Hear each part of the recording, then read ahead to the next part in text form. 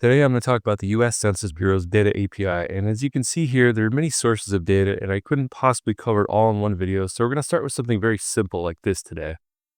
Here you can see the population data by U.S. state. Now we can automate data extraction to make things that are pretty cool like this dashboard here, which is literally dependent on the data that you just saw. Or if you want to get really fancy, you can even do some fancy data analyses and merge these with other data like I did here. But for now, let's just start with the basics of extracting data and just take it from there. All right, let's start out with the Census's available APIs page here. We're going to start with population estimates and projections. And let's go ahead and click on this. And don't worry, I'm going to provide a link to this in the video description so you can get here. Let's take a look at the population estimates program here. And let's scroll down a bit here. You can see some information here. We got an API call. We have some variables. We got a lot of stuff here. Why don't we look at an example query here? So this is going to show the state of Alabama for 2023. Now let's go back here. We'll go back to that in a second. Let's click on this link. I'm going to show you some data here. Here are some codes that correspond to certain values you'll get in the data set there. I'll make sure you have a link to that as well.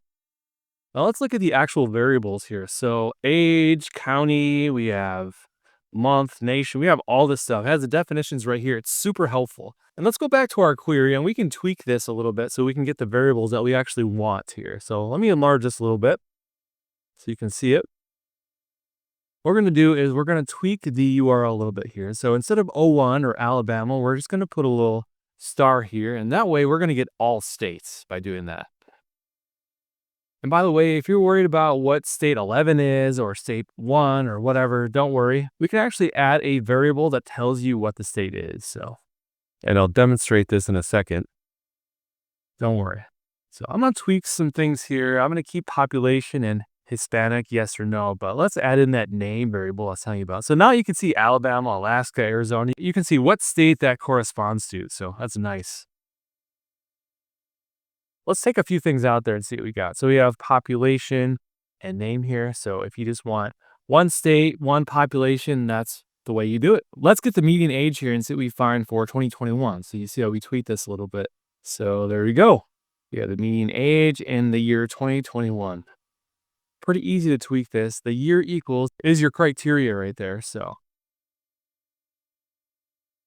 now what we got to do is we got to find a way to extract these data. How are we going to do that? And I think the easiest way to do that is to create a PowerShell script. If you're not super tech savvy, just do what I'm doing here. I'll give you the code in the video description and you can just run this. Main thing you want to do though is you want to get that URL or your query string correct. And once you get that, bam, it's easy. You just write a script to pull your data and you're all set.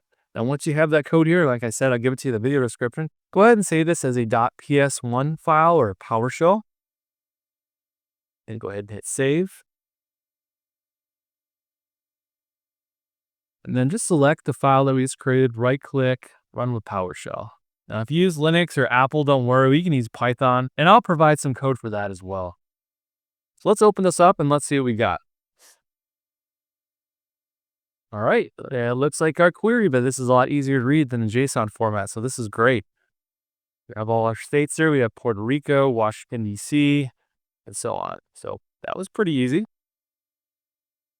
Let me show you what it looks like when you use Python. So I'm going to make some tweaks here just for fun. We're going to make it 2023. We're going to change that in the file name as well. Let's go ahead and run this. I'm using VS Code right here, by the way.